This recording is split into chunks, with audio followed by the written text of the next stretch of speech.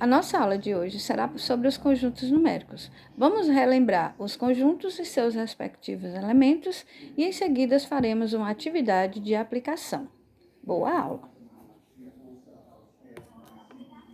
Vamos lá. Aqui nós temos os conjuntos, os principais conjuntos que costumamos escrever. Nós temos aqui o conjunto dos naturais. Quais são os elementos do conjunto dos naturais? 0, 1, 2, 3, 4, 5, 6, os números que nós usamos para a contagem. Em seguida, nós temos os números inteiros, que agora entra também os números negativos.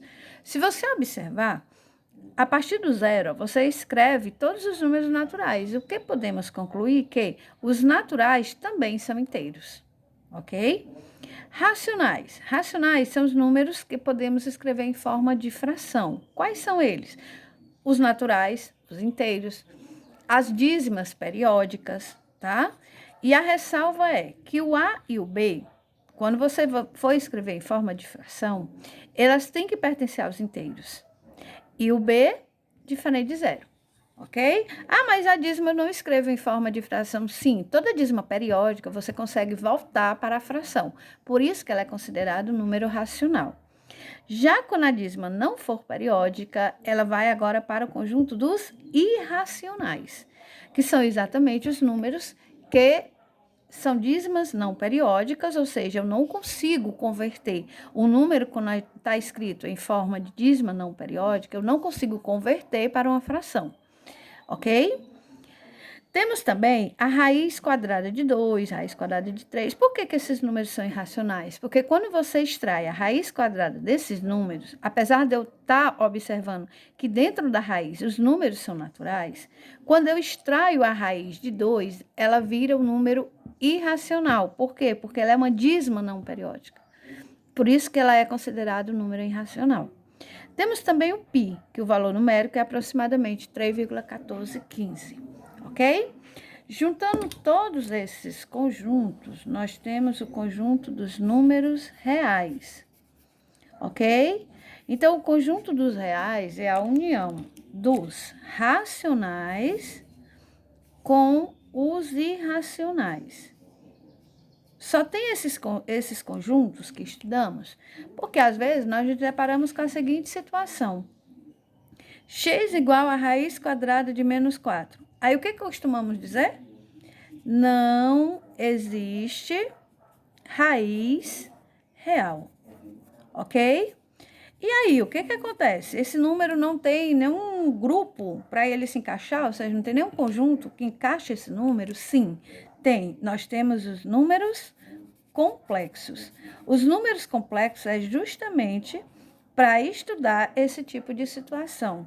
Ou seja, o número que tiver uma raiz quadrada, por exemplo, de um número negativo, raiz de menos 4, raiz de menos 2, raiz quadrada de menos 5, todos esses números, eles são estudados dentro do conjunto dos números complexos, ok?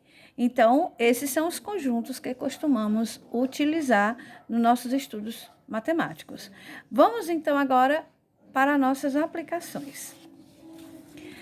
Enumere os elementos dos conjuntos abaixo. Conjunto A. X pertence aos naturais, tal que x é menor que 6. Ou seja, você vai remeter à ideia do conjunto dos naturais e vai tirar todos os números que são menores que 6. Quem são eles? O 0, o 1, o 2, o 3, o 4, o 5 e o 6 não entra? Não, porque para ele entrar tem que ter aqui um sinalzinho de igualdade, ok? Então, fica somente até o 5. Vamos ao conjunto B. X pertence aos naturais. E esse asterisco, o que significa? Ele quer dizer para você que o 0 não pode entrar no seu conjunto, tá? Tal que x é par. Normalmente, os números pares são 0, 2, 4, 6, 8, 10. Mas, como tem o asterisco, você exclui o 0 e começa a contagem. 2, 4, 6, 8, 10, 12 e assim sucessivamente. Como são infinitos números pares, então você coloca reticência, ok? Vamos lá. O conjunto C. X pertence aos inteiros, tal que x é maior que menos 2 e menor ou igual a 4. Ou seja, eu estou considerando os números do menos 2 até o 4, tá? menos 2, menos 1, 0, 1, 2, 3 e 4. São esses números que eu estou considerando. Aí você vai olhar, todos eles entram no meu conjunto, você tem que analisar o sinal. Se tiver o sinal de igualdade, o número entra. Caso não, por exemplo, aqui, o menos 2 está fora. O 4 entra? Entra. Então, os números que eu quero é menos 1, 0, 1, 2, 3 e 4.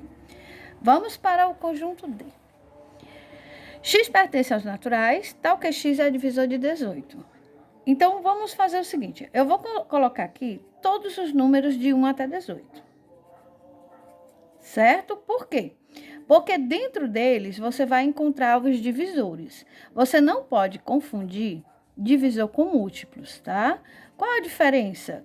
Divisor já está falando, vem de divisão. Já os múltiplos vêm de multiplicação, certo? Então, nesse caso, os divisores, eles são finitos e os múltiplos são infinitos, tá? Então, vamos lá. Quais são os divisores de 18? Todo número divide 1. Ou seja, 1 ele é divisor de qualquer número. Quanto é 18 dividido por 1? 18. Então, você encontra aqui o primeiro e o último divisor de 18. Vamos aqui. 18 é par? Sim, então ele dividiu 2. Quanto é 18 dividido por 2? 9. Observe que do 18 você caiu para o 9. Então, isso quer dizer que todos esses números aqui estão fora de serem divisores de 18. Vamos continuando aqui. 18 divide o 3? Sim. Quanto é 18 dividido por 3? 6. Observe que agora do 9 caiu para o 6. Então, esses dois estão fora. 18 divide 4? Não. Divide o 5? Também não. Então, quem são os divisores de 18? São o 1, o 2, o 3, o 6, o 9 e o 18. Ok? Vamos lá, o conjunto é: x pertence aos naturais, tal que x é solução da equação 3x mais 6 igual a 0. Então, o que é que nós vamos fazer? Nós vamos resolver a equação e aí, em seguida, vamos observar qual foi o resultado que deu. Então, vamos lá. 3x igual, aqui é 6, então fica aqui menos 6, ou seja, o oposto de mais 6. X é igual a menos 6 dividido por 3.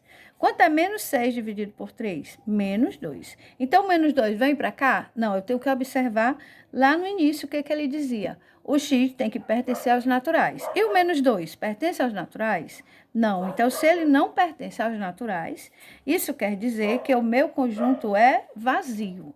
Ou você coloca a chave sem nada, ou coloca o símbolo de vazio. Nada de colocar o símbolo dentro da chave. Tá certo? Vamos lá resolver mais uma? Vamos lá. A próxima nós temos o seguinte: represente na forma fracionária irredutível os números decimais.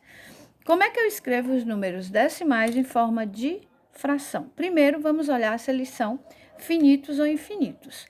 Como assim? Vamos lá. Tem reticência nesses números? Não. Então, eles são finitos. Se eles são finitos, então o denominador vai ser sempre uma potência de 10.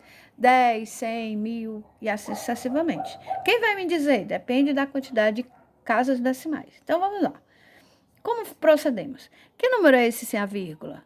3. Sobre. Quantas casas decimal você tem? Uma. Então, sobre 10. Dá para simplificar? Não. Então, você deixa, tá? Vamos à próxima. Que número é esse sem a vírgula? Desconsidere a vírgula. Que número dá? 35. Quantas casas decimal? Uma. Então, sobre 10. Ok? Então, você vai fazer o que aqui? Vai simplificar por 5. 35 por 5 dá 7. 10 dividido por 5 dá 2. Se ainda desse para dividir, você continuaria, tá? Vamos lá. Que número é esse sem a vírgula? 122. Sobre quantas casas decimais? 2. Então, sobre 100. Dá para simplificar por quanto? Por 2. 122 por 2 dá 61. 100 por 2 dá 50. Ok? Vamos ao próximo. Que número é esse sem a vírgula? 5. Sobre quantas casas decimais? 3. Então, sobre 1000. Dá para simplificar por quanto? Por 5. 5 dividido por 5, 1. 1000 dividido por 5 dá 200. Próximo número. Que número é esse sem a vírgula? 8. Sobre quantas casas decimais? 2. Então, sobre 100. Dá para dividir por quanto? Por 2. 8 por 2 dá 4. 100 por 2 dá 50. Observe que continua um par, então ainda dá para simplificar por 2. 4 por 2 dá 2. 50 por 2 dá 25. Se ainda desse para simplificar, você continuaria, tá? Até torná-la irredutível. Agora, nós vamos fazer o contrário. Nós vamos ter a fração e vamos escrever em número decimal, ok? Represente as frações em forma de números decimais. Como é que eu faço essa transformação? 3/5. O que vai dar? Então, imagine assim, no seu dia a dia, eu tenho R$3, divido para 5 pessoas. Eu consigo dar R$1 para cada um? Não. Então, o que eu vou fazer? Eu vou dividir o 3 por 5. Então, eu vou destrocar. Então, vai dar 0, tá aqui, como nosso sistema é decimal, então, por isso que você sempre vai acrescentando 0, tá? Então, você sempre está destrocando em 10, né? Ou seja, 30 dividido por 5 dá 6. 6 vezes 5, 30, para 30, nada. Então, 0,6. 3/4 mais 9/4. Bom, você pode fazer a divisão separadamente, tá? De cada um dos números. 3 dividido por 4, 9 dividido por 4 e depois juntar. Porém, como os denominadores são iguais, você pode resumir o seu trabalho. Como? Juntando os dois. 3/4 mais 9/4 dá 12/4. E aí, só depois você divide. 12 dividido por 4 dá 3. Ah, mas eu quero um número decimal. E agora? 0,0. Ok? 1/2 menos 2/5. Bom, aqui não vai dar para a gente juntar, porque são denominadores diferentes. Então, você vai dividir. 1 dividido por 2. 0, 10 por 2, 5. 5 vezes 2, 10. Para 10, nada. Ou seja, sempre que o número não der para dividir, né? Você faz a transformação, tá? Então, aqui você tem 0,5.